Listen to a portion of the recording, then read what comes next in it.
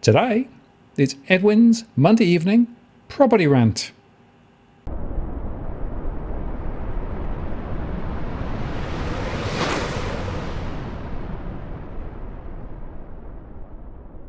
Hello again, it's Martin North from Digital Finance Analytics. Welcome to this post covering finance and property news. It's done the Monday evening, and Edwin is back for another rant. Hi, Edwin. Have you got your statue being built yet? Well, no. Mine's, I think, fifth in line. First is the Daniel Andrews. Second is Xi Jinping. I think that's going to be down in Melbourne. Then Robbie Barwick's coming after that, I believe. Then Uppercut Adams will be one in Wollongong, and then yours, and then mine, I guess. All good taxpayer money going after good after bad. Yeah, and I just want to say, Edwin, that we had a live show last Tuesday and we discussed when buildings went bad. I had so many people send me comments after the show saying how much they really enjoyed the detail that you went into, and specifically the videos. So we must do more of these types of shows, and people really liked it. So congratulations on that. And just while we're talking about updates, it's worth highlighting the fact that the bad legislation, or the MAD legislation, that's the misinformation and disinformation. We just heard Robbie Pope put this up. The Senate committee conducting the censorship disapproved information bill inquiry just informed me that there are no plans to extend today's deadline for submissions. Concerned Aussies have until midnight tonight, Monday, to submit their opposition to this insidious law. And if you want more information about that, I made a show with John Adams called "There is No Basis for This Mad Legislation," the misinformation and disinformation bill. So this is really important, as we discussed last week. And so the time is up, and submissions will close this evening. So that's just something else to keep in mind. So a lot going on. And I guess while we're talking about a lot going on, we should also just refer to the fact that the auction clearance rates are looking pretty weak, according to this article here. Auction clearance rates have been falling to their lowest levels this year. And so the markets are, well, I'm not sure whether they're as bad as the journalists are saying, but it is interesting that the move to the buyer's market is probably a thing. And there's a question about how this is going to play out ahead. But I think it's also important to highlight, Edwin, as we'll see later, that actually Sydney and Melbourne aren't necessarily going in the same direction either. No, and this is where we've got to be very clear. I mean, and people have got to be, very, very much aware. I mean, we know our followers and our viewers are. The mainstream media just want to, I mean, it's whatever sells subscriptions to the online publications. So you and I know very well. I mean, it is a patchy market. So you could buy rights, do a story on a couple of the auctions that we attended. Myself and my colleagues attended to on the weekend as well. There was in one of them there was close to 70 people that turned up to it. There was something like 12 registered bidders, and the property went close to 500.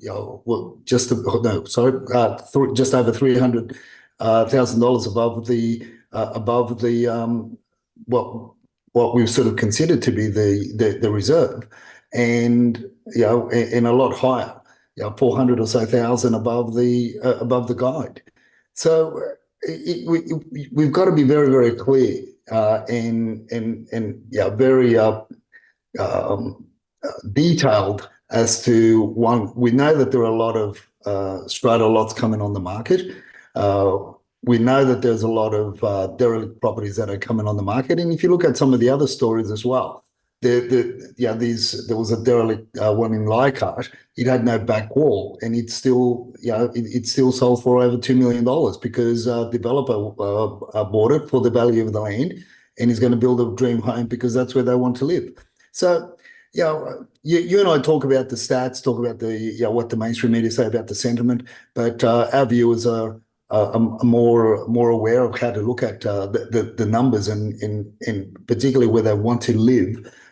For short term or long term, and what's happening with those markets. It is a patchy market. If we could say anything, it is a patchy market.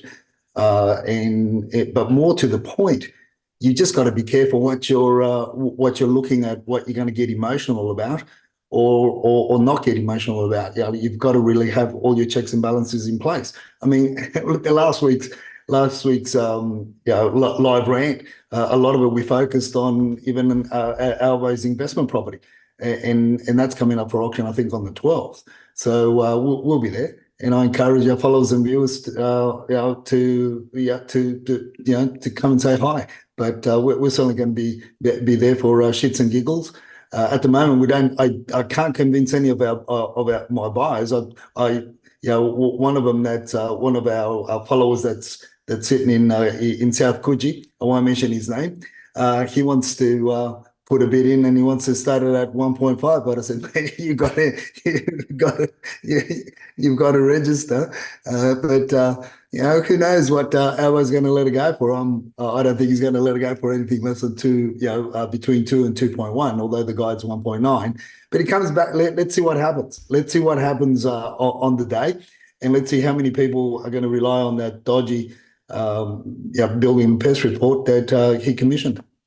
Yeah, and I don't know whether you saw this Mark Knight cartoon. This was absolutely hilarious. This is Albo on the phone to Chalmers saying, I don't think we need negative gearing anymore because, of course, he's selling his investment property.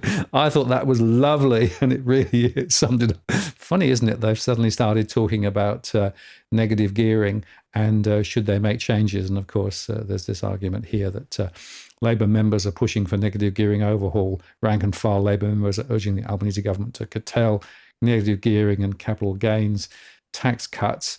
Of course, they took the overhaul to both CGT and negative gearing to the 2016-2019 elections. They lost that. And interestingly, they're also talking about quadrupling the Housing Australia Future Fund. That's the weird investment where you put a lot of money into the market and then you use the interest generated from that to then pay for houses. It's a very indirect method. So I think that's quite interesting. And no surprise, really, that we're seeing all of these bits and pieces come up. But I thought your post on this was absolutely spot on when you were actually saying, let's get serious, right? There's really some very important messages here about what Albo is doing or not doing. So take us through this, Edwin. This is a really important post. Well, yeah, for Albo and even the Libs, it's really a popularity spin, in my opinion. And we've got to wonder whether or not it's because Dusty says this is Dusty's comment, right? That was the first two lines. Dusty's comment, that was she believes that Albo's losing popularity, and therefore that's why he could even lose his Swifty membership, golden pass, and therefore he has to do something about it. So, in my opinion, it's just a lot of talking points. First of all, let's look at what they're proposing. What they're first of all proposing is that anybody that's already bought a property and they're going to negatively gear the property. Most of the negative gearing happens over the first 7 years. That is when you depreciate the fixtures and fittings, your kitchens, your bathrooms, your lights, your carpets, and the building is depreciated over 40 years. So first of all, they're talking about grandfathering rights. So if this policy comes into being, if you already got a property and you're negatively gearing it, well then you're exempt from it. So it's any future purchases. So from if we're going to really look at it, I think we're going to talk about it a little bit more later on with regards to the numbers and how that's reflective. Because as we shared before, Martin, earlier in the year, but very early in the year, I brought out a point and I posted as well on X, and that is the point that if we liken negative gearing to to what's happening there in Melbourne now with regards to basically persuading or coercing in a way investors to pull out of the market, right? So, in the policies that are being implemented in Melbourne is, in my opinion, is reflective of what the potential is going to happen with the scrapping of negative gearing, because a lot of it's going to be not so much based on a lot of it's going to be emotion. People aren't going to really understand the policy or the legislation around it. They don't understand the legislation around what what you can claim and what actually happens. Whether it's I like what Dr. Cameron Murray says, and that is really, and he brings it home. And then he says, and he points out in one of his posts, he points out that really negative gearing, what it is really claiming the tax over a period, as I said, 5 to 7. Your first 5 to 7 years is where you claim most of it. Or if you scrap it, well, you're still going to be, if you're going to sell the investment property, you're still going to have a claim over the depreciating value as well. So it's not as easy as what people would like to think it is, and it's not going to have the impact that many believe it will have. And let's face it, as I said, we're gonna correlate this because it's going to dissuade investors from coming into the property arena, right? And therefore it's going to have a drastic effect on rentals. Now, again, we're going to look at that in the numbers when we look at Melbourne's numbers. So moving forward, Martin, my call. Let's say this was etched in stone. The legislation came through, and it was etched in stone tomorrow. Now you look at people that they do want to. There's a large number of people that will continue to invest in property, and a big chunk of it is not really. They're not really investing in you, right? Because that is where you get most of your negative gearing benefits from, is when you buy new. It's not when you buy secondary property that's been built or established for the last 10, 15, 20, 30 years, 40 years.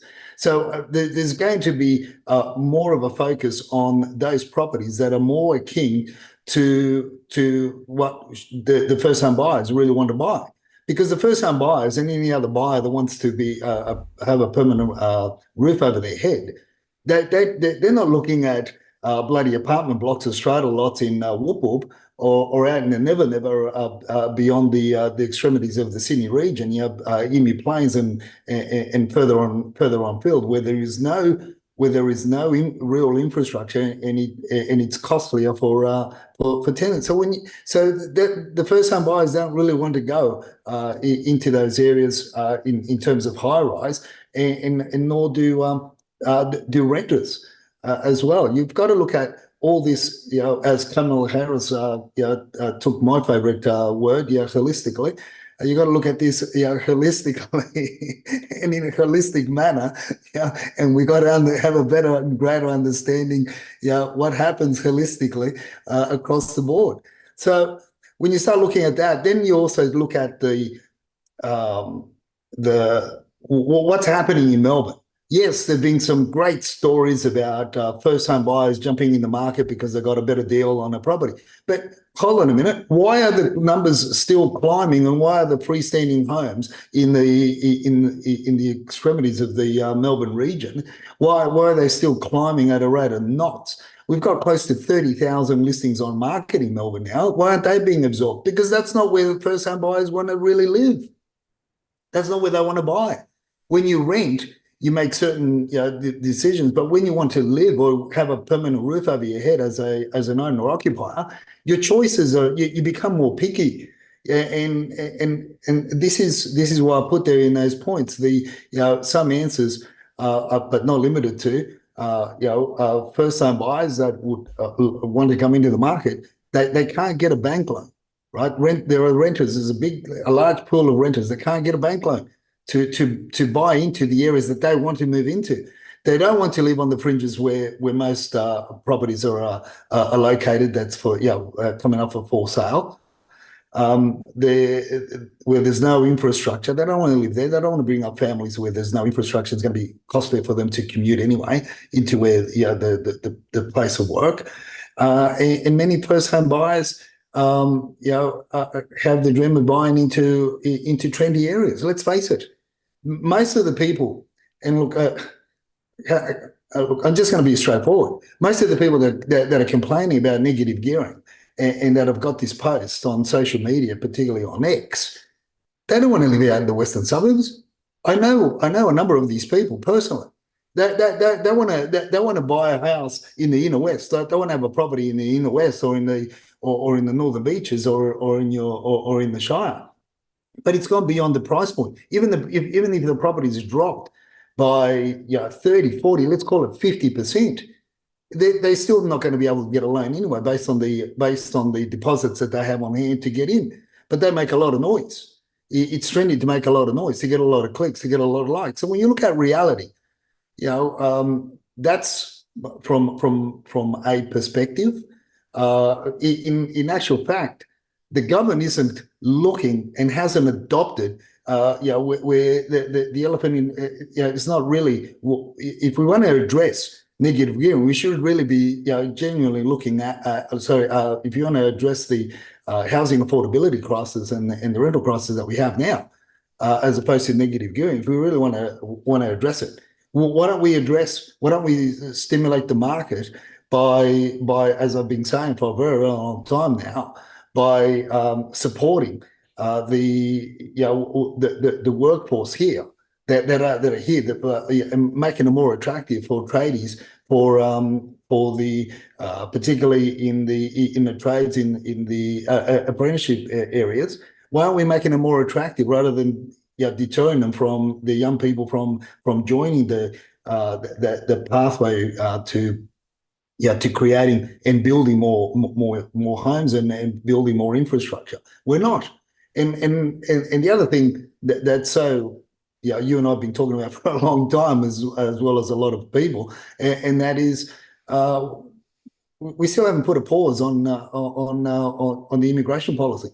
So it just, in my opinion, is just a talking point until we see a huge volumes of construction happening, and also we put a pause on that immigration lever. Well, you know what? We can talk all we want, but if this drops before those two other areas are seriously looked at, it's going to have, in my opinion, it's going to have a negative effect on the rental pool. And a lot of the investors that are opting out, guess what, man? They'll sit it out for a very long time with the listings on market for sale, which is what we're seeing in Melbourne. Well, and a couple of other things, of course. The other investment classes are actually performing quite well at the moment, which is something which I think people should bear in mind. It used to be that you could get zero or close to zero on term deposits. Well, it's different now. It may change, but at the moment it's pretty good. And it's interesting how the reactions came through from the announcement. So this article here from Elizabeth Tilley said Queensland property investors could lose up to $23,000 a year in housing tax breaks, and up to $35,000 could be wiped from Brisbane home values if negative gearing is scrapped. That's from PropTrack, who found that 50% of landlords in nearly 2/3 of Queensland suburbs are reporting thousands of dollars worth of losses on their properties, which they can then offset through negative gearing at tax time. And of course, the little observation there as well towards the end of the article, government taxes and charges are 30% of the cost of your new home across the country. That's according to Property Council CEO. And that, of course, is another factor. So the first point to make here, Edwin, is that there is going to be significant reaction to this thought. And talk about significant reaction, I thought this from Tom Pamas was quite interesting, right? So I'm warning the Prime Minister, don't touch negative gearing. I think he went off the rails slightly. 8.5 million properties in Australia are investment properties. That can't possibly be right. I believe there's about 11 or 12 million properties in Australia. About a third of them are probably maybe investment properties. So I think that might be 3.5 million. Nearly 50% of investors own just one property, and the profile of a typical investor is someone earning less than $100,000 a year. It's school teachers, firemen, plumbers, and nurses. If the government mucks around with negative gearing, those 8.5 million investment properties will be affected. And by the way, my clearance rate was 12 out of 26 sold. So Thomas piled in. I don't believe that number, though. Look, that's the Tom Panels index, right? I mean, as I was reading that, what really caught my attention was what I highlighted there, and that is my clearance rate was 12 from 26. My God, he's either got himself, I think he's got himself a supercharged Tesla or something to get around Sydney, Sydney's Saturday traffic. That's a lot of numbers. Even across Saturday and Sunday, that's a lot of numbers to call. You got to, as I said in the previous post, about four weeks ago, I said be careful who you call on to be your auctioneer on the day, because you don't want somebody that's handling more than six on the day, especially when they're traversing across Sydney so many times on a Saturday, when Saturday is the busiest traffic-wise, day of the week, and we're certainly not going to pay a lot of attention to achieving the most out of your property, and not when the market is as it is currently, where auctioneers are struggling to get starting bids, and things are a lot slower. They're not moving. The emotion, there's a bit of a sort of waning with the drive to really push auctions along, and so they're taking a lot longer. So that's what I got out of it.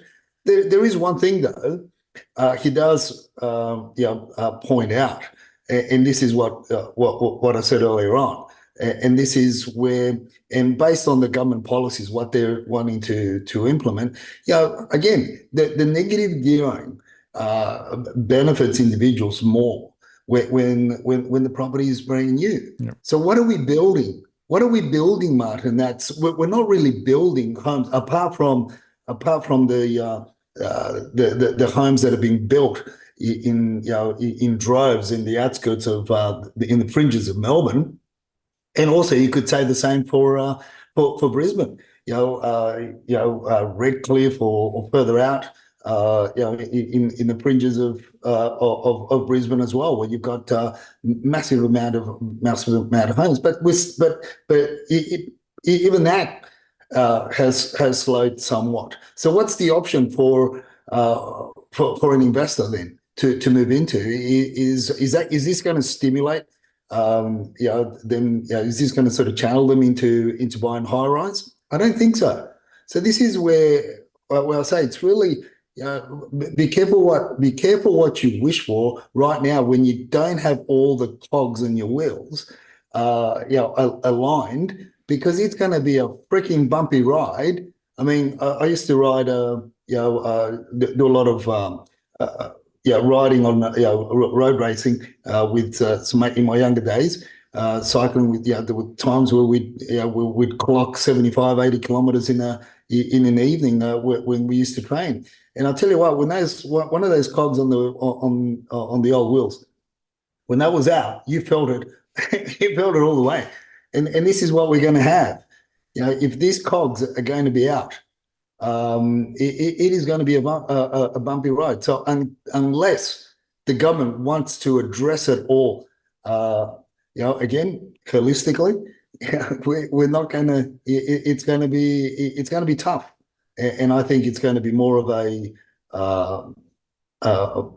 non-event, or it's not going to be very beneficial to renters and the younger population as much as what they think it would, because we're not. You can't have this.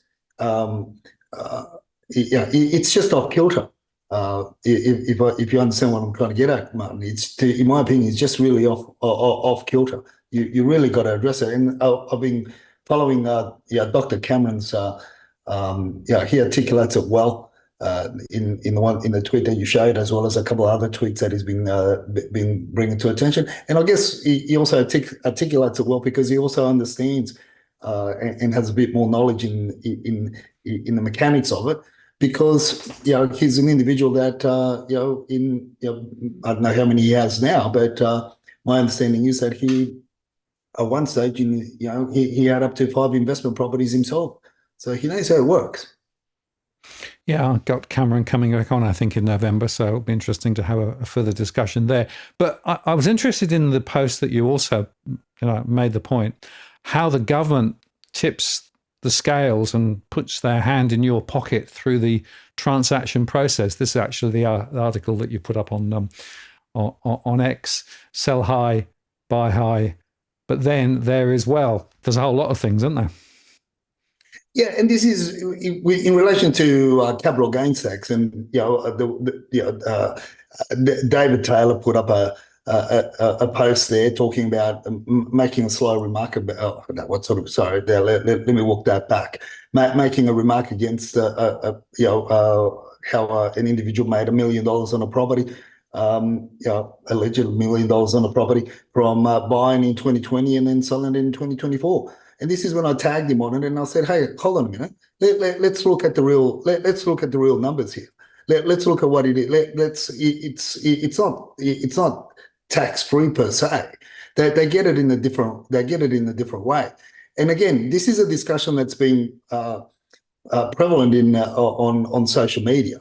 And again, many jumped on that bandwagon, and I think ignorantly, in my view, because they don't understand it just shows a lack of understanding of the dynamics when you're dealing with a principal place of residence. Yes, there are people that will buy a home, call it a principal place of residence, do it up, and then after a year or 18 months, they will flip it. Right, they will add value to it one way or another. In some cases, many haven't even added any form of value to the property other than they just kept it for 12, 18 months and they've made a mozza. But that is their gig. That's what they do. But that's not what everybody does with a principal place of residence. And to try and tax that, again, it's fraught with a lot of with danger, in my opinion, and it's something that needs to be carefully looked at, because in the lifetime, when people are moving into a principal place of residence, they will spend anywhere between 5 and 10% more within the first 6 months of purchasing the property in order to improve the value of the property or improve it in the way that they would like it to make it comfortable for themselves. So this has got to come into the equation as well. So to make sort of remarks like that, or for others that I've seen, and the commentary again, and you get all these property reporters, is because they don't really understand the ins and outs of property. So I don't know what you think about taxing on capital gains tax. And the other question is if we're going to continue with this Ukrainian policies, and we're going to continue with this, what can I call them? The lives and the labs. I mean, what are they going to come up with next in order to tax the people? Are they going to look at CGT? Are they going to look at it retrospectively? Are they going to look at properties in 5 years' time? God forbid, because Martin, you'll come into that, and you'll have to you'll get brought back over to Australia to pay your dues. I mean, this is something that's it's just a money grab. But apart from being a money grab for the for the powers that are controlling us currently and in the future, all I can see, by way of introducing more taxes, and when they introduce it and it sort of starts to fill the coffers, we know that they're like junkies. They don't walk it back, regardless how unpopular they become, right? So that's also the same for the construction industry. Now that they've tasted blood and they're getting a pound of flesh for a lot of work that they're doing, they're not going to walk it back for building apartments at $520,000 to $580,000 per lot. They're not going to walk that back to where we were 3-4 years ago at 340. They've tasted blood. They know that they can. They've got the government. They got the government by the cojones. So all these things, but it's just policies. Just that's other than the fact that it's enriching the governments that are in power in at all levels. And making the population poorer. But it's also creating a huge divide between the haves and the have-nots, Martin.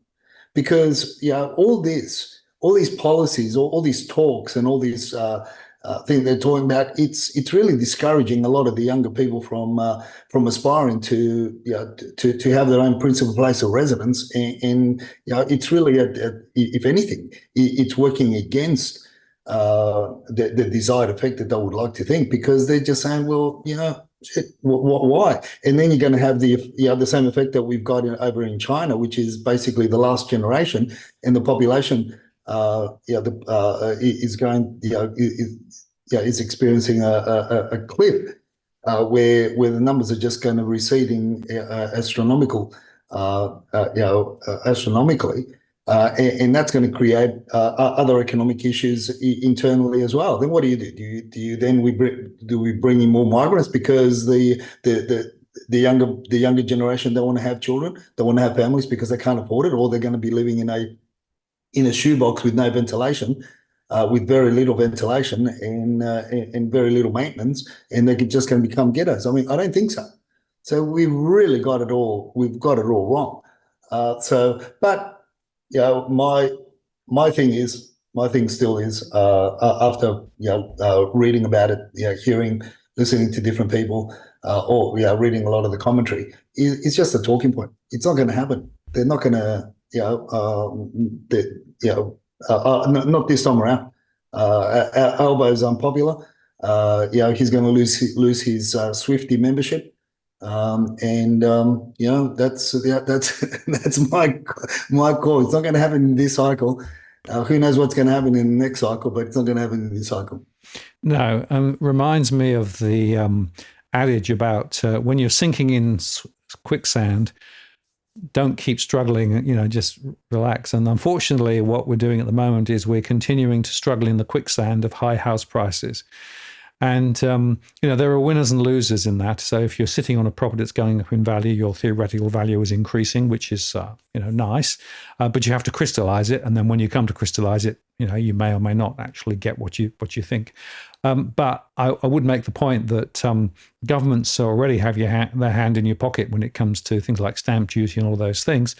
But you've got to understand also, Edwin, that with the latest results that came out from the budget, Chalmers managed to announce a surplus, but he only did that because he actually has postponed some spending that was expected to have happened and will now go into the next financial year. Both the revenue side and also the cost side were down as a result. So he can claim a Pyrrhic victory, another talking point. But structurally, the Australian economy is actually in deficit mode as far as the eyes can see. And then people look around and say, well, okay, so what can we do to try and improve the situation? And so you look for the bright, shiny objects that could potentially help. And of course, there are a couple. The first relates to superannuation, all that money sitting in superannuation.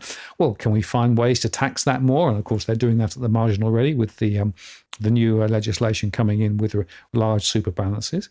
And the next obvious one is capital gains on your principal place of residence. So, that is another shiny object. So, when you come to it, when you actually think about how this plays out in the medium to long term, unless they actually change direction and readjust the supply and demand relating to property, which of course means questioning migration and also significant boost to construction and also facilitating some of the costs that are currently in play out of play, because of course the construction story is one of making almost no money on construction at the moment in many areas. What it means is that there are no options. So everything is sort of on the table, but under the table, if you see what I mean. But then you come back to the fact that, of course, politicians have to be re-elected. And by definition, politicians don't want to do stuff that's particularly unpopular. And then they come out with things like the misinformation, disinformation bill, and just rock the boat anyway. So to my mind, the problem we have is we have a real structural problem in the economy in Australia, and by the way, in other countries too, like the UK or New Zealand, where the property bubble has got so big that the property asset values are so large that then they become a source of further attraction to governments who want to try and find a way of lining their coffers a bit more. And so my bottom line story here, Edwin, is, like it or not, we're going to end up paying, and we're going to be paying more. It's just a matter of how they come and pick your pocket. Yeah, and introducing institutional investors as well. I mean, there was other posts that that's supposed to alleviate the institutional investors by with build to rent, and there was one that I put up on my X feed, on my Twitter feed, and we're talking about. It's supposed to have all the bells and whistles, but at the end of the day, what are the rents that they're gonna demand?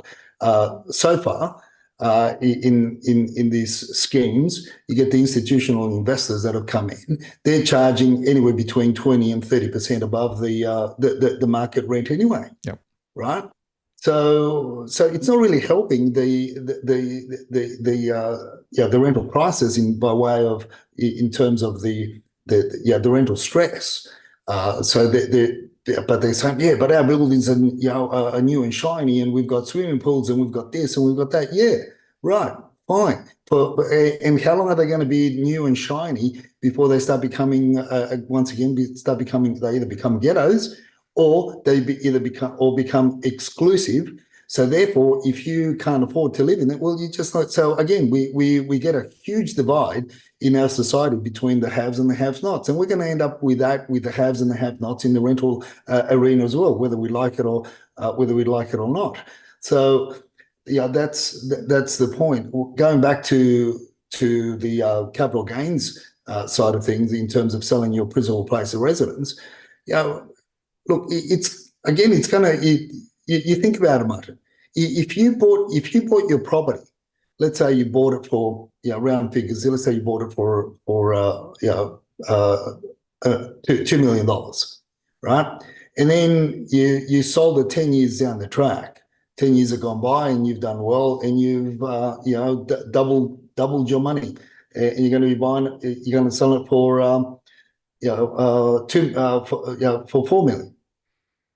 So theoretical, the taxable the taxable upside is 2 million. How much is that? How are they going to work on that? Let's say it's a 50-50 split after costs with the government. You're going to claim improvements. You're going to claim this. You're going to claim that. It's going to be really, really messy. But to keep it simple, you end up with you got to split 50-50 of 1.4 million. So then 700 is going to go to the government, and you get the other 700. But then you got to buy back in. You got to buy back in, and you got to pay stamp duty.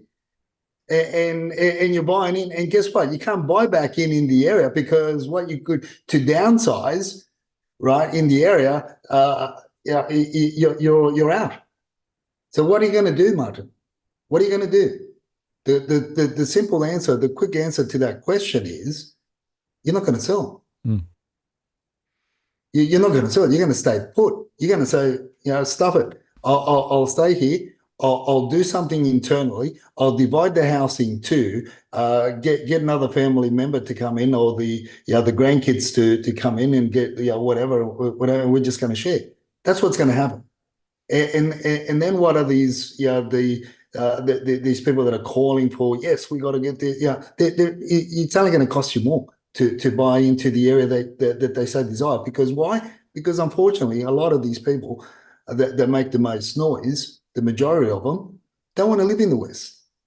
They don't want to. They don't want to live in the West. They bang on about the boomers. They bang on about this. They bang on about that. But hey, I saw what my parents sacrificed in order to get something, and I know this is an argument that goes around and around in circles, and some of our followers I may be stepping on a few toes, but by golly, there were parts of Sydney that back then in the 70s and in the early 80s that nobody wanted to go to. You were thought as being crazy to move out there, and this is what a lot of them did, and things caught up. But unfortunately, the unfortunate thing is the government policy has let the generation that want to so desperately want to have a principal place of residence at the moment has let them down so much because they have stifled construction, and as I said, and have been banging on for 2.5 decades. They've stifled the small to medium density developments. That's where we should be. That's where we should be. We should have been, 25 years ago. We should have been there. But now it all went for that gravy train of the high-rise developments that don't work, don't function. Why? Because it's easy. It's money for jam. It's the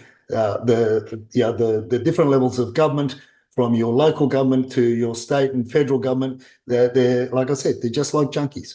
They're like junkies waiting for the next fix, and they can't. And then they got to break in, rob, and steal, and that's what they've been doing. They've been breaking in, robbing, and stealing our hard-earned cash by way of taxes and imposts, and stamp duties and everything else. They call it whatever. And that's all they've been doing. They just, they need that next fix. Nothing's working unless you look at it. Again, we come up with that famous word, holistically, and you sort out all the cogs in the wheel. It's going to be very, very bumpy for a very, very long time. And what are we not doing, Martin? We're not building. We're talking about it. but we're not building, right? Shit, we've been talking about this. The government's been gone about this for 2 years. What are we building? 15 townhouses in Riverwood, 300 apartments or houses, apartments or something in Queensland. I mean, it's not really putting a dent anywhere, is it? Well, spot on. And, two really interesting observations. We're not building enough, clearly, but we're also building in some areas rather than others. So we got this two-speed story going on. In fact, there was an article that came out saying that if you look at the New South Wales state housing target hotspots, then according to data from the ABS, there are some places where there are quite large approvals. So, for example, the Hills in northwest Sydney had the highest number of homes approved in the 12 months of June the 30th, 2,504, followed by Blacktown, Parramatta, and Liverpool. So all out west. And interestingly, that some of those areas are also high-stressed areas already, according to my analysis. On the other hand, if you look at the areas around Hunters Hill or Mossman, North Sydney, almost none. I mean, 24 in Hunters Hill, 104 in Mossman, 139 in North Sydney, and 150 in Woollahra. And it shows that some councils are doing the heavy lifting compared with others. And interestingly, that a rising number of new homes on the market isn't expected to drive down prices anytime soon, according to another report that came out. And the other observation from this particular piece of article is that another study estimated the zoning restrictions raised the average price of houses in Sydney 73% above the cost of supplying a new house, compared to 69% in Melbourne and 52% in Brisbane. Now, that's the first point. The second point is this one. This was actually another article that showed that lots of apartments built in Ashfield are going to be sold at a loss, despite the housing shortage, and including the Lennox development, and also there were poor sales in Parramatta. And so there was a big question there about the transport and the infrastructure and all those things. So this goes back to one of our fundamental points, Edwin, is that you need to have a different set of thinking around where you build and what you build and how you actually plan the infrastructure around it. So again, it's about holistic, it's about being joined up, but that's not what we're seeing. We're just seeing a rush for the simple builds And as we highlighted, I think last week, that means building way out west where there's absolutely nothing other than just, land for sale. And so what that basically means that it's really, really tough to see how we can find a way out of this. Now, just by way of comparison, if you think we have a problem in Australia, it's worth just reflecting on what's happening in China, because there's big news out of China over the last few days. And this is actually a slide that shows how much China's prices for housing have fallen over the last 2 or 3 years. You can see that in the tier 1, tier 2, and tier 3 cities, there were big rises, and then we've had falls, and particularly tier 3 cities, and to an extent, tier 2 cities are actually dropping dramatically. But it's worth highlighting that, of course, now the Chinese government over this last week has announced cuts in interest rates, stimulus programs to help more people get into property. So they're actually now throwing vast amounts of money to try and actually, they're probably doing more now than in the last 10 years. Fascinating to see what's going on. What are the WeChat chatters making of it? Well, the interesting thing there, Martin, is the amount of stimulus that they're pouring into the market, right?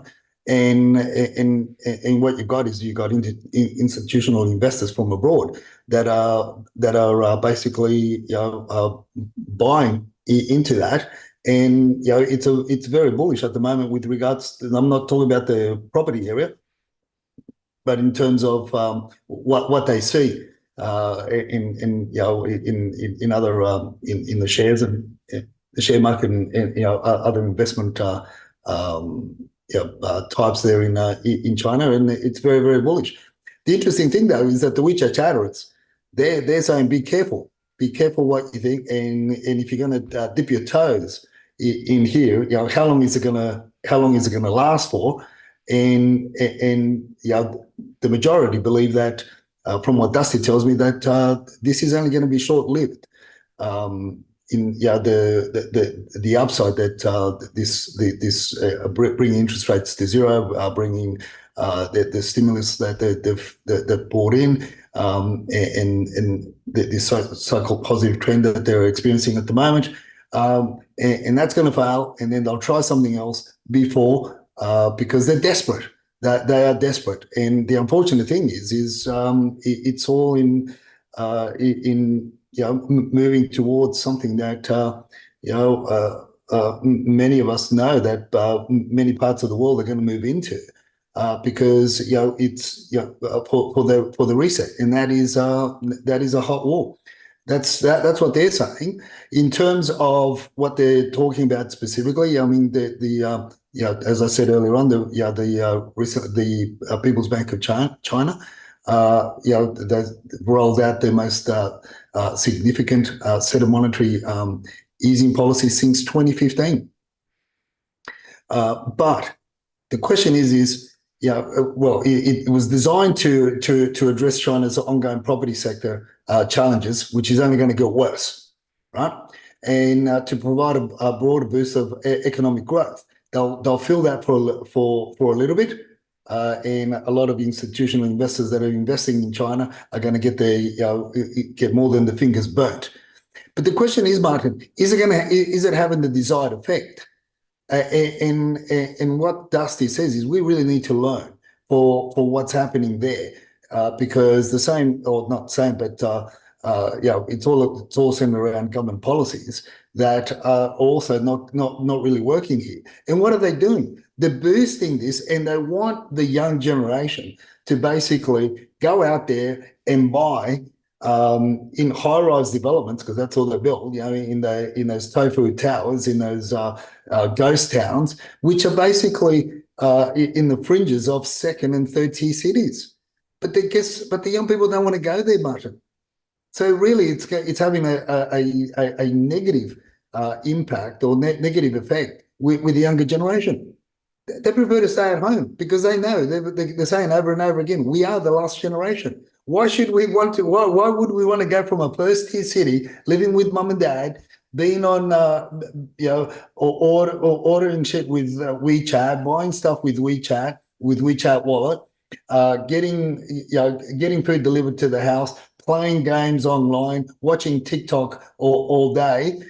That's what more could you want? get married, have to work in order to to try and buy an apartment. But where can we buy? We can't buy in the first tier cities anymore. We got to go out to the to where most of this pressure is. Where property prices are really plummeting, and that is in your second and third tier cities, and even then, it's on the fringes. So, does it sound familiar to what the government here is doing? Trying to send the young people to the fringes of the city. Hey, why aren't you buying it? Look at all these lovely properties out in the fringes of Melbourne. But wait, hold on a minute. We don't want to live we don't want to live an hour and a half away from the CBD. Yeah, we want to live 15 minutes at the most, 20 from the CBD by commuting by public transport or by car. I mean, it gets, as I've been saying for a while, and we've been talking about for a while, and that is, the costs that you incur by moving further away from central business districts, because it's not just the commute. It's also the education, because there is no real infrastructure. It's also the health and the specialists and the medical, even recreational. As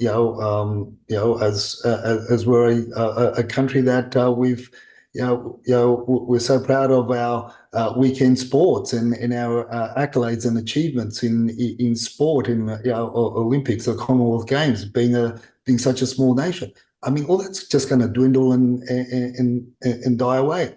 So this is where they're saying, is it going to aid, and is it going to sustain the ailing property market? No.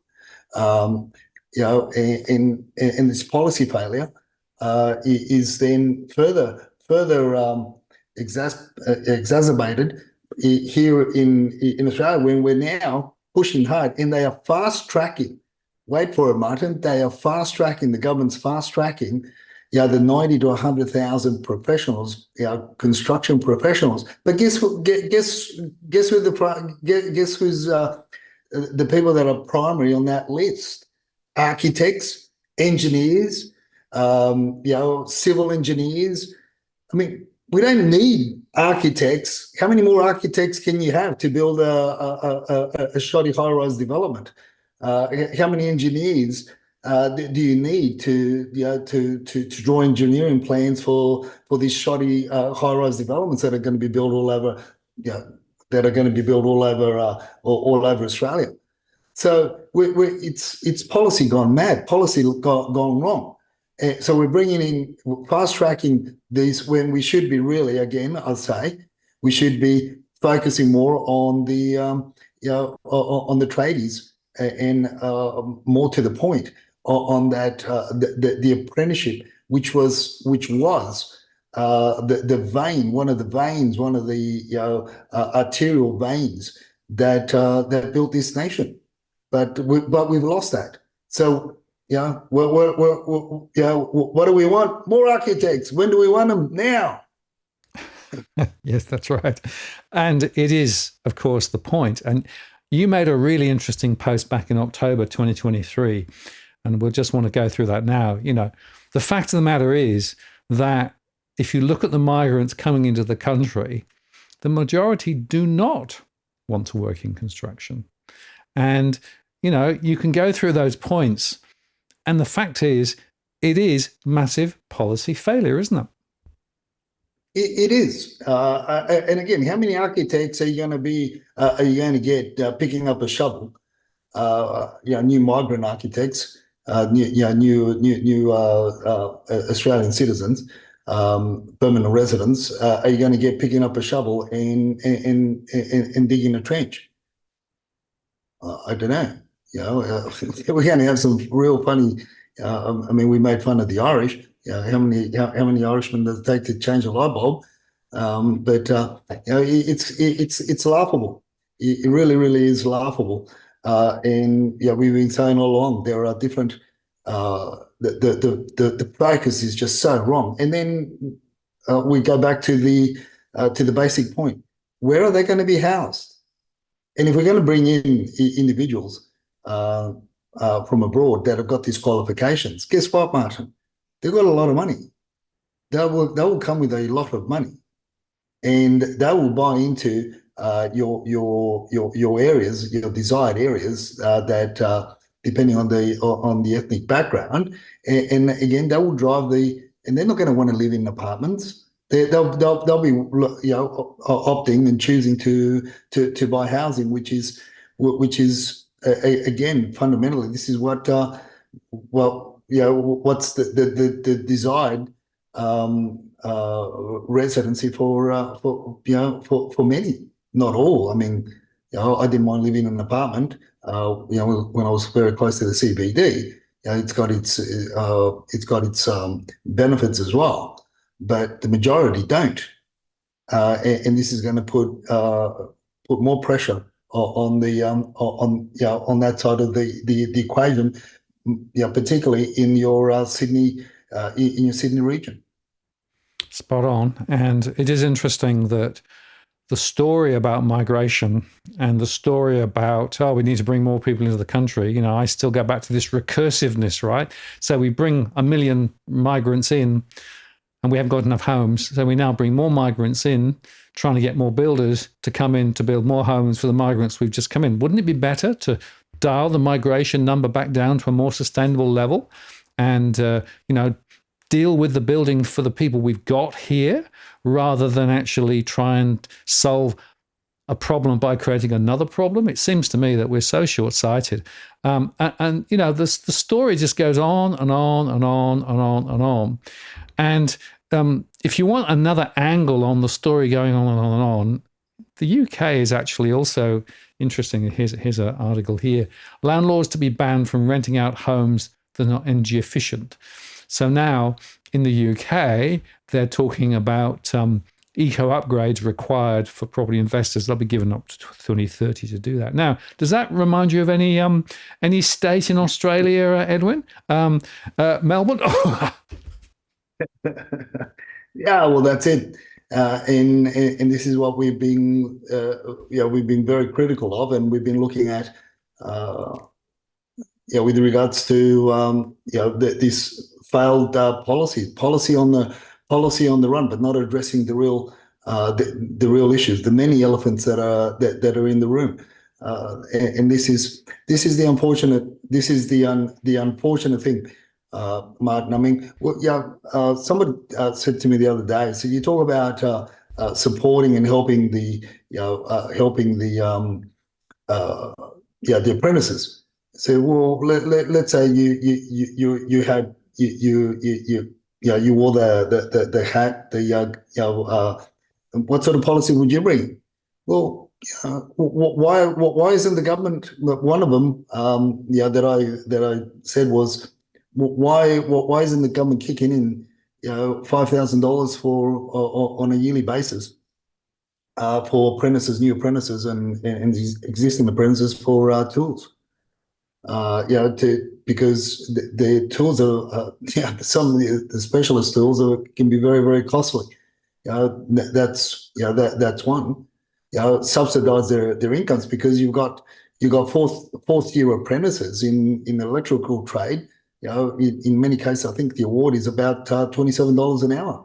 Why would you want to go and work as a fourth year apprentice at $27 an hour when you have to wake up at 5 o'clock in the morning to be at the boss's place, so you can be on site by 7, be at the boss's place by 6, because you're commuting and you're going by public transport, especially in winter, and then you're going to have to be on site by quarter to 7, when your mates are working in a warehouse just as a general hand, earning $33 to $35 an hour. I mean, this is the stuff. Yeah, you look at but you got to look at the long-term benefits. Guess what? A lot of young people don't look beyond the following pay packet. That's the unfortunate thing. Many do, but a lot don't. And this is why you've got this deterrent. And of course, then you've got your the little brothers and the little sisters, they get cash on hand. So it's a mess. but it seems nor the Greens, nor the Labs, nor the Libs, they don't want to fix it. They just want to create more. They're throwing this policy in, throwing that one in, throwing another one in. Thinking that throw whatever into a bit of tomato sauce and you're going to get spaghetti bolognese. It doesn't work. I've tried it. I've tried to throw all the shit that I've had left over in the fridge. The best I come up with is real damn good bubble and squeak the following day. But that's about all it's good for. You don't get good spaghetti bolognese by just throwing whatever you can from the fridge just because you've got a bottle of tomato sauce. Well, it comes back to the fundamental point we keep talking about, which is announceables. They want to be seen to be doing things, but nobody wants to actually do the joined-up thinking, the holistic approach that's required to really tackle this. And of course, as a result of that, the economic sort of foundations of the country are being more and more scrambled. More people will never own a property. The cost of rents will continue to rise, and that's going to put more pressure on more households. Let's just quickly look at the latest data on the markets. So this is the listings details for the 23rd of September. This is the Sydney region as defined by domain, 19,794. And we jump forward a week, 20,251. So we are continuing to see a bit of a rise. And your chart, Edwin, shows that the rise is significant now compared with last year. So I noticed that last year we were actually beginning to see it tailing off now. We've got approximately 2,500 more listings on market, but a large number of them are also made up of strata lots, apartments, and there's 350 extra land envelopes because nobody really wants to build or you can't build. So you've got a lot. So you got to be careful. Got to be careful what, as I said, there are a number of Sydney suburbs and postcodes that are tracking a lot less than what they were last year. So obviously those markets are, to use the phrase, those markets are very hot, and you've got large numbers of attendees and people participating in the in the sales campaigns, and properties are somewhat being very resilient and continue to climb. So it just depends what market, what type of property, fundamentally. But yes, in general terms, there's about 2,500 more listings on market, across the board than what we had last year. Yeah, and just to complete the Rant bingo card, go granular. Not all properties are the same. Not all suburbs are behaving the same. And so these high-level numbers give you a rough feeling, but nothing more than that. But when you go granular, what you will see is there are some suburbs where there is almost nothing of good quality on the market. In other suburbs, there are quite high-quality properties that are available elsewhere. There's a vast number of properties you wouldn't want to touch with the barge pole. So you must do your due diligence more than ever. And then, of course, as we highlighted in our live show the other day, look at the individual property and make sure that the quality of the property is what you think it is, rather than what the marketing spiel from the agent or the so-called survey might suggest. Let's just look at Melbourne briefly. So on the 23rd, it was 28,678. The following week, 29,290. So we're continuing to see a rise there. And here's a very interesting observation. If you go back a year, there were 24,500 properties on the market. And interestingly, Edwin, the mix is still the same, more houses. Yeah, look, there's more houses on the market, a hell of a lot more houses than apartments. The interesting thing there, and this is where we spoke earlier on, from Wednesday to the 27th of the 9th, 2023, there were 24,595 listings on market. And then we're going to look at the rental figures later on, and as to see whether or not the exodus of investors is really beneficial to the to first home buyers.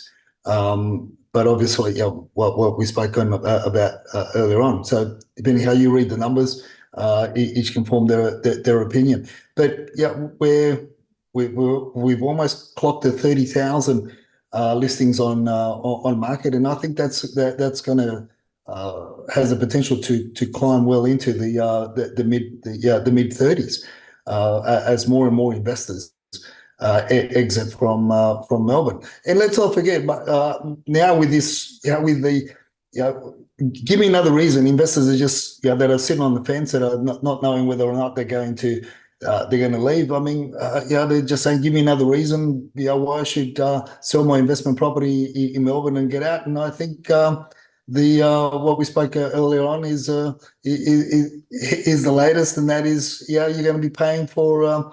Through extra taxes, you're going to be paying for that bronze statue of that Daniel Andrews. And it could be, look, it might be a good thing for you if it's in the suburb where you've got your investment property.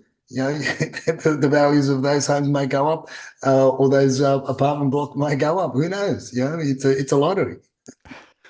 Yeah, the view of a statue will put your price up, and maybe not. Actually, I'm not going to go there, because I could be quite rude about the whole situation. But it's again another example of governments doing dumb things. And let's just briefly look now at Brisbane. So the Brisbane numbers on the 23rd, 3,984. Week later, 4,122. So once again, we are seeing a slight rise in the listings, although the listings are still relatively benign relative to other places. And looking at the auctions, it does look as though auctions are, wobbling. I highlighted at the top of the show the auction clearance rate's a bit on the low side. Some of those properties are, though, actually selling before the auction, and other properties are being sold after the auction. So the clearance rates, well, frankly, when they tell you very little, don't they? They do. The only thing that they're telling us this week is the footy's on. The grand final. So, oh yes, not a lot of. If you saw last week, I think there was only 170 down in Melbourne from memory. No, sorry, 129. And this week in Melbourne, they've got 1,121 because now it's our turn for the footy. But it's interesting how the Brave are still out there. There's a lot more. Going not as many people stay at home watching the football grand final, so they want to they still think taking it out. But you can look at it two different ways, right? So less competition on the day. So if you really want to sell, people want to buy. But that's all I have to say. Apart from I'm still thinking about Tom Panos attending 26 auctions on across the weekend. Phenomenal. Good luck. I guess he must drive quite fast. Let's look at the rentals just briefly. So in Sydney on the 23rd, 11,939. A week later, 11,695. So a bit of a drop, which is not totally surprising. But if you compare it with Melbourne on the 23rd, 10,881. Week later, 10,719. So again, a slight easing back. And I do think this is quite important insofar that with the question of people wondering about what to do, some investors are definitely putting their properties on and not renting them out. And Edwin, it's worth noting that last year, of course, in Melbourne, there were a similar number of rental properties available at this time of year. So in a way, everything's changed, but nothing's changed. Yeah, this is something that wanted to raise, which is a lot of the investors that are getting out, they're putting the rentals on the ex rentals on the market for sale, but they're not being absorbed. They're not being absorbed. The stories in the mainstream media are that there's still they're still feeling the pinch in the parts in the areas where you do have rentals on market. They're still asking for a lot more. So the pressure isn't easing. So this is why I say be careful what you wish for when you have investors exiting the market, because the market that they're exiting and yeah, more of an emotional side of things rather than logical, is markets where a lot of the first-time buyers don't want to buy into. Yeah.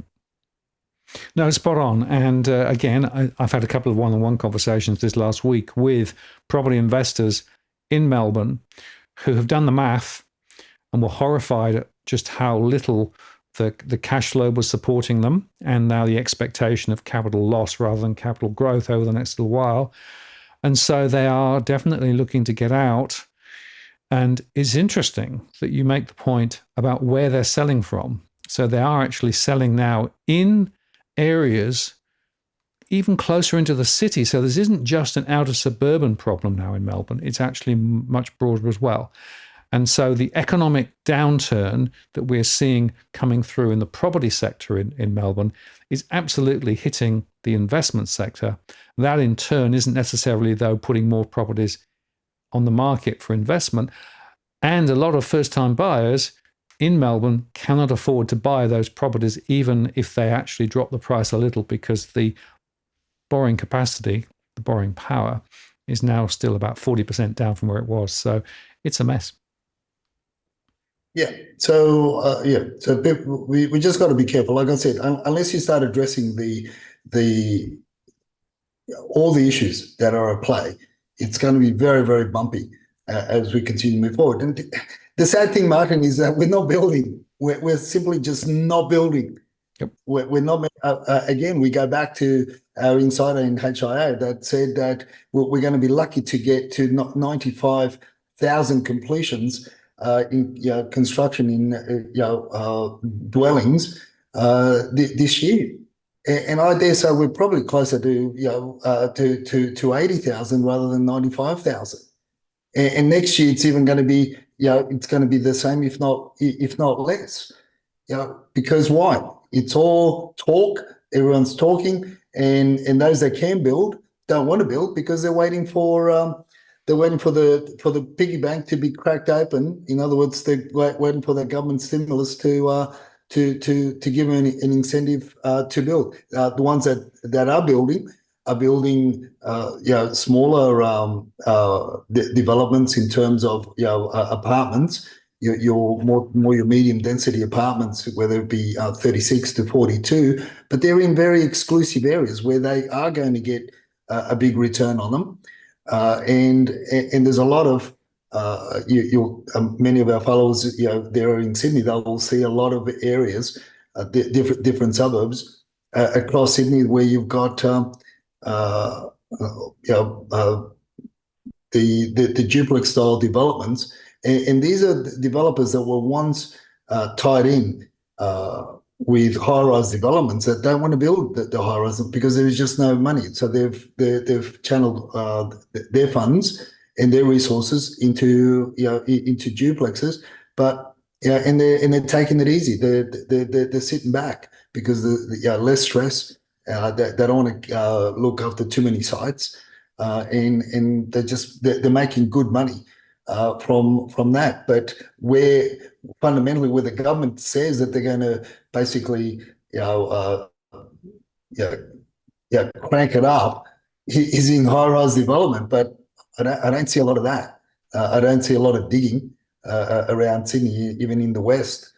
Yes, there are a lot of land that has been put to the side, but there's I don't see machinery going in there to start digging the basements in order for us to see a lot of a lot of cranes up building because it's too risky.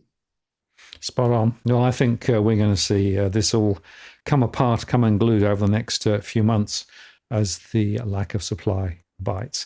Now, as we come to the end of the show, we've got a very important warning, and it's to do with trees, and particularly trees, roots, and terracotta pipes. And I will tell a brief story on this.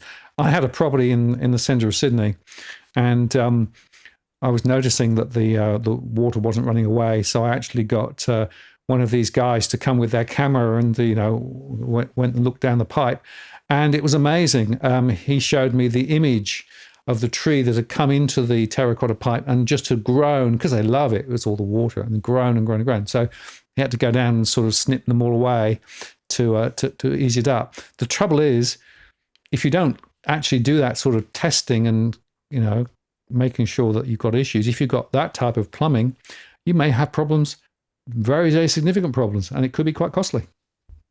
Very costly. So two of our clients have recently spent a bit of money clearing that, and this is where you've got to just be careful what sort of tree you plant and where you plant it, because as you said, and if you've still got the old terracotta, those roots, they just love it. It's not just the water, Martin. It's the sewer line that they get into. Yummy, yummy. Very, very yummy, yummy. And the trees become very robust. So yeah, it's very costly. It's not cheap. One paid upwards of 4,000, another one paid upwards of 6,000 to dig the stuff up. And the old terracotta, as you said, they just keep on growing and growing and growing, and eventually they just crack. And sooner than later, there are blockages. And yeah, so to dig it up, you have to go very deep, break out, cut open driveways or pathways, whatever, in order to run the new PVC. But so for those of you that are doing landscaping, just think twice before you plant the tree. Yes, they look great. They attract a lot of a lot of birds. They attract a lot of you get shade, but yeah, just think twice. It's crazy how quickly they grow, and what ends up costing you. That's if it doesn't, if they don't get. I've seen some places where the tree roots have gone underneath the foundation and really in shaking things up underneath homes. It can be can be scary, but so because of what we've just experienced over the last week or so, just be careful and keep on pruning, keep pruning them and keeping them low as well. It's just one of those practical tips, I think. A very important one. And by the way, if you were in the situation where you had a property with problems in the drains, and you were thinking of selling, you might actually decide to just go and get somebody to do the sort of the snipping with the telescope and the camera, and then flog it before you actually have more issues. So if you are thinking of buying a property again, it is important to get the drains checked as well. And I tell you, a lot of people never do that. No, and this is why I make it a point. I try to get underneath when I'm first inspecting homes as well. I try to get as close as I can to see how, within reason, without being invasive. I try to see what sort of drainage a home has, and again the trees, what type of trees are around the house for that very reason. So if you've got terracotta, so if you've got PVC. They're just coming from underneath the house where they've done may have done a bathroom or a kitchen or something like that. You've got new PVC, but it's been plumbed into the old terracotta. Well, and you've got a backyard full of trees. Well, and that's the way the sewer line's going. You can bet your bottom dollar sooner than later you're going to have major issues. And to get things, as I said, it's on average it's anywhere between $4,000 and $6,000 just to dig it up and replace it if it's accessible. If it's not accessible and you have to dig it by hand, well, it's a hell of a lot more. You could be paying double that, and it's not easy to dig on get a small hand shovel and start digging underneath houses as well. No, it's a big operation. By the way, my property, we actually had our sewer pipe going into next door's sewer pipe via an easement. And so not only did we not have direct access to the sewer pipe into the road, but we had this easement problem too. And of course, that then raises an interesting question. If it's blocked, where is it blocked, who's responsible for it, etc., etc. So it can be a real mess. Another reason why it's important to get the documents checked, and particularly the easements, and particularly where the sewer pipes run as well. Edwin, very important advice there. Very important shows again tonight. Thank you very much for spending time with us. And I'll look forward to picking up the threads next week. There'll be more stupidity to talk about then, of course, because we are in peak stupidity at the moment, I think. Oh, that's it. And we're getting closer to the silly season as well. So who knows? Take care, and we'll see you next time. All the best. Bye. Cheers. Thank you, sir.